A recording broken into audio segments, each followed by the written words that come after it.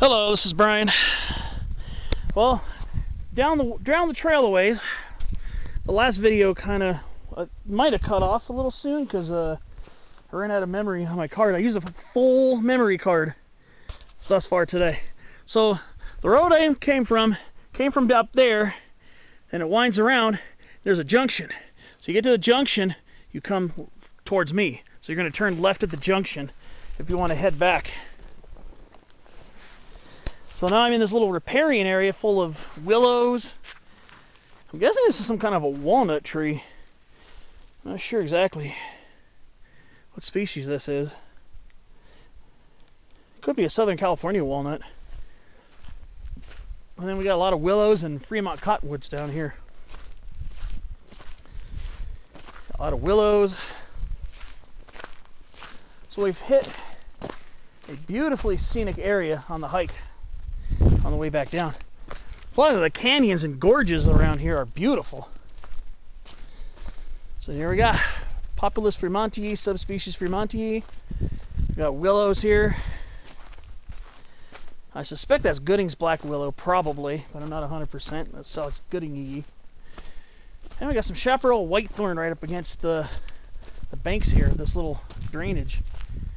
I saw what looked like a nice little uphill stretch coming up, so my muscles are kind of dreading that right now. And I wonder if this is Oenothera hirsutissima, the evening primrose. It might be what that is. It's in its dormant phase, I guess. And I got some more cottonwoods down here. I'm guessing these are Fremont Cottonwoods. Haven't seen the leaves on them yet, like the dried leaves on the ground.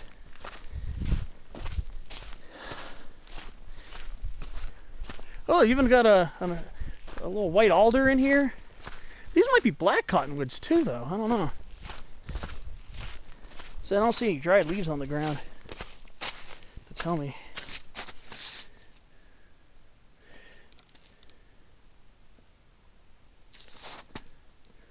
The leaves look more like black cottonwood leaves, I think. Yeah, I think these are Populus trichocarpa. Or at least some of these are. Here we go.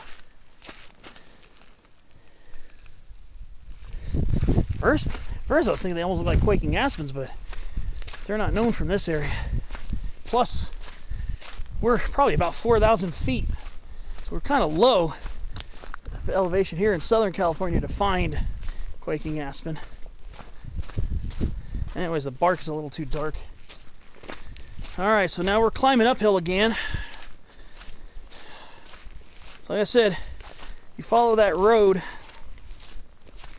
you'll come to a junction right by that riparian area where all these thickets of shrubs and trees congregate. You're going to make a left turn. So you're going to turn left. Turning right, I don't know where that goes. I'm not going to tempt fate. So we might have both black and Fremont cottonwoods in here. And then got an old canyon live oak. Used to be a big tree, but you see from the station fire it regrew, and now it's starting to really put in some growth.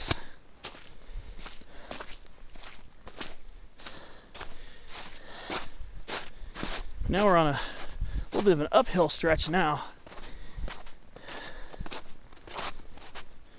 So we'll see how this goes.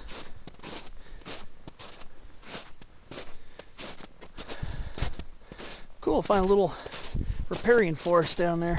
It's really thick.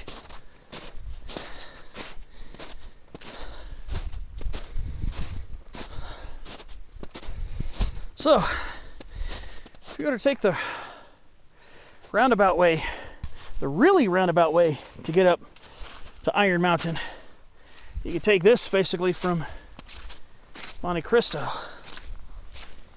So I'm really confident now that I'm going to be meeting up with the campground area. Not right now, obviously I got a little ways to go. But here's to minimal uphill right now.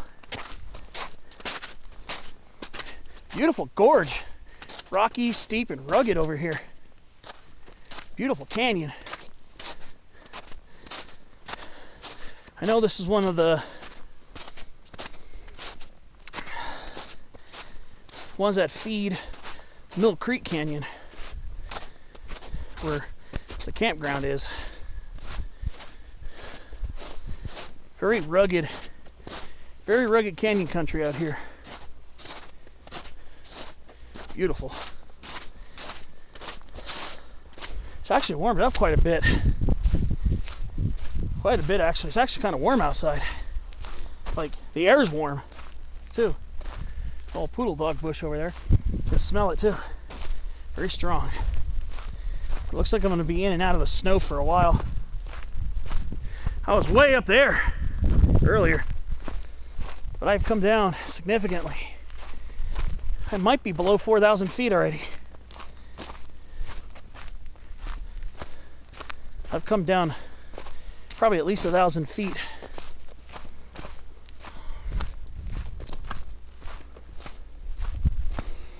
I bet you that canyon washes out.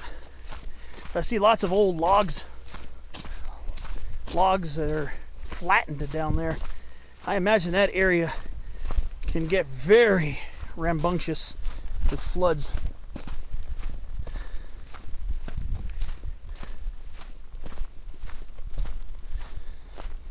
It smells so good up here. I smell the yerba santa.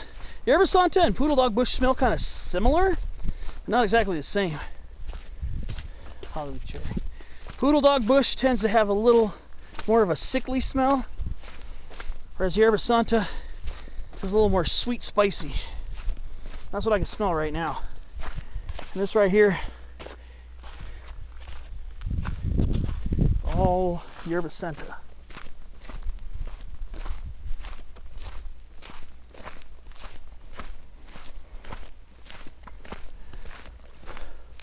I think in that first video, those earlier videos when I was hiking and pointing out that I thought it was Aerodictyon crassifolium variety nigrescens.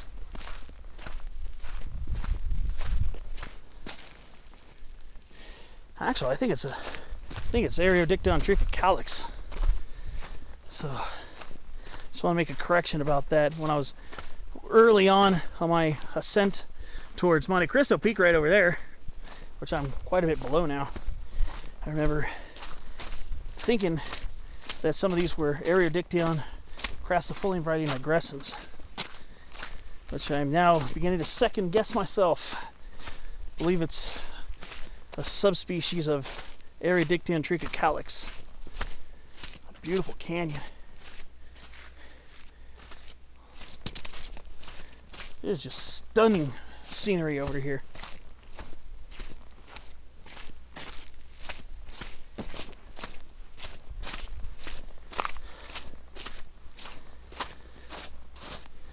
Here, maybe be a little less slippery than where the snow is slushy. Yeah, it's definitely getting warm out. I don't think it's quite in the 60s, but it's probably at least in the 50s. It's kind of on a, well, not super exposed drag here, but it's out in the sun enough to feel it.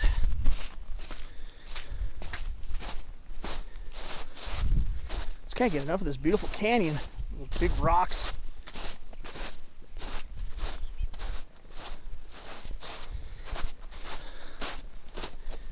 So beautiful up here.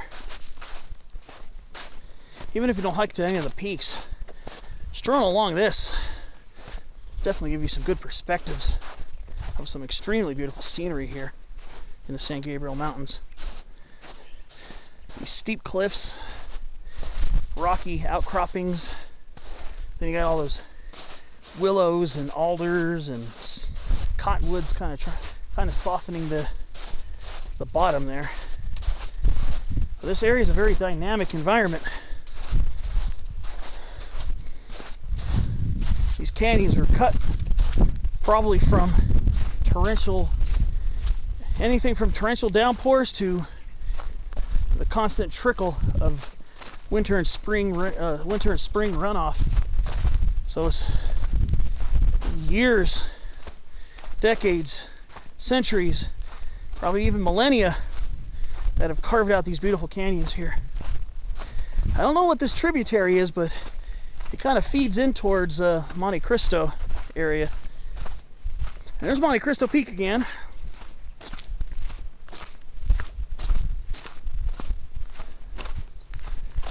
Wow.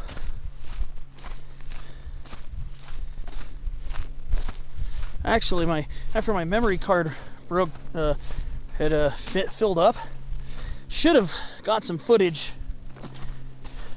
before, when I just after it broke down, or not broke down, filled up on me. I passed this really beautiful rugged ravine, beautiful, really steep gully, rocky, brush, choked with brush. You know how these canyons, some of these canyons can be here in SoCal, choked with brush. And I don't mean that in a pejorative way. Choked with brush meaning, it's a lot of shrubs and stuff growing up the canyon. It's quite picturesque. But oh, it's nice to be in the shade. The snow here is not like it was higher up, above 4,000 and closer to 5,000 feet, where it was actually quite deep in spots.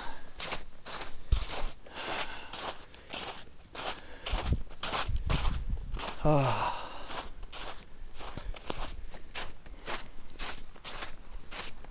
I'm glad I took this way down.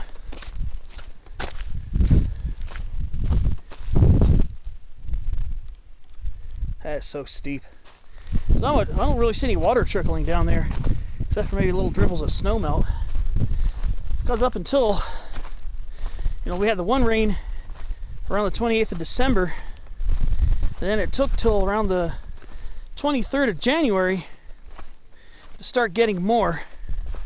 And we only got little bits here. And then we finally got a fairly decent one. They call it an atmospheric river when you get a plume of rain clouds that stretches for many, many, many miles, hundreds and hundreds, maybe even more. I think they used to call it the Pineapple Express. It taps into moisture from Hawaii a lot of times. Remember that term being thrown around back in the 90s, especially during the El Nino of 97, 98. I was in high school, and they would talk about the Pineapple Express a lot. A lot of our rain, a lot of our Pacific Coast storms got some feeding in from that plume, that subtropical and tropical plume of moisture, and we had some crazy rain in 97, 98. I think 2004, 2005, the rain just started before I moved to New Jersey in 2004, October.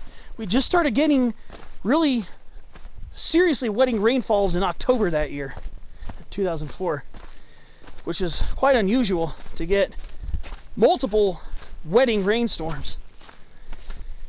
But we just had what they call an atmospheric river, which did tap into some subtropical moisture, but it also had a cold element that came from the north, like most of our weather systems have, and that's why we're getting these crazy low snow levels here.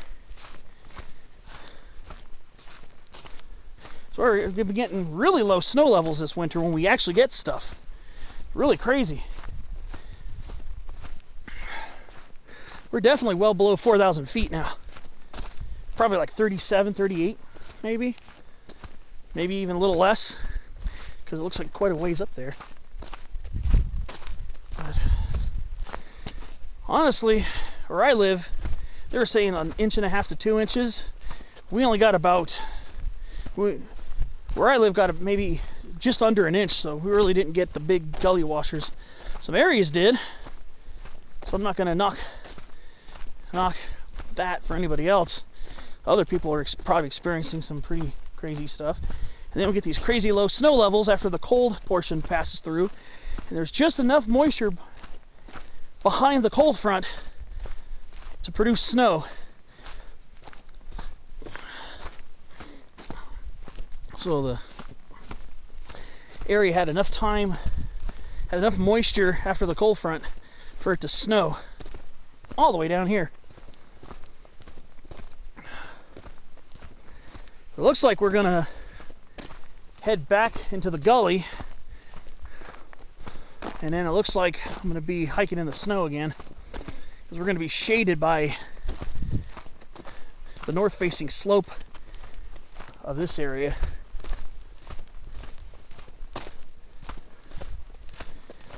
Parts of this fire road are kind of steep.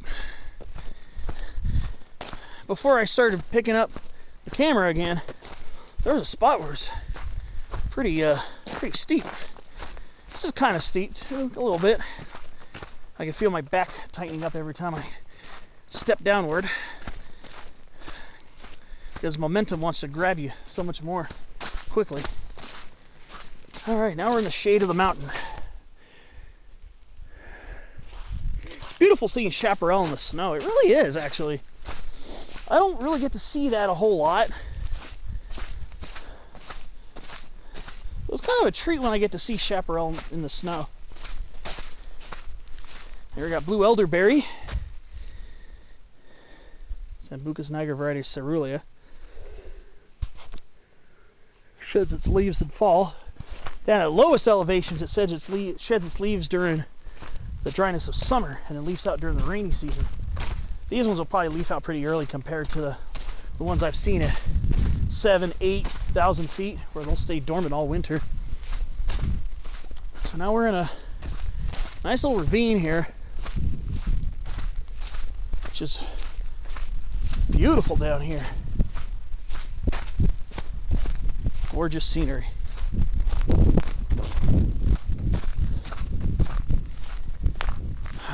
We've got coffee berry over here.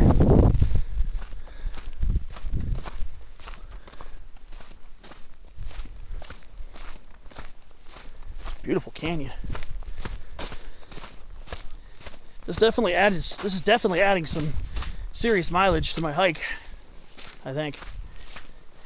It's adding some, or at least adding some mileage. It's not a bad thing, because you're out here enjoying nature. Sometimes you just want to relax and enjoy it. Here's another desert olive. Another one. This is what I was pointing out in the first clip. There's a thick of it over here too. Wow. This is again Forestiera pubescens. It's right now it's in its winter dormancy phase. So that's another colony of it over here. Whoa, what kind of bird was that? Interesting. But yeah, I was wondering if I was thinking in the back of my head, wondering if I was going to see at least another colony of Forestiera pubescens. This definitely is the right place to find it, deep in the canyons and in low-lying spots.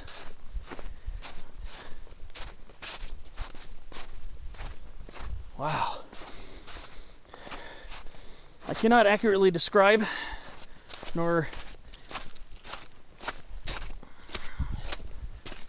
correctly qualify how incredible it smells down here. It's just so fragrant in this canyon. I'm surprised there's not any California laurel down here. I'm surprised. Umbellularia californica. I'm surprised there's none of that down here. Oh, and I can smell the senescent stems of wild sweet clover, Melolotus albus, which is a summer annual. I can smell that. It's not native. And I can smell the mule fat right there, Baccharis salicifolia, subspecies salicifolia. So I'm going to leave it at this for now, but I should have at least one more clip by the time I get to the by the time I get to my car. Like I said, I got to go jog back up and get my jacket. But I'll see you on my next clip. Enjoy the beautiful scenery of this canyon. This Forest Service road is a good one to hike. I'll see you on the next clip.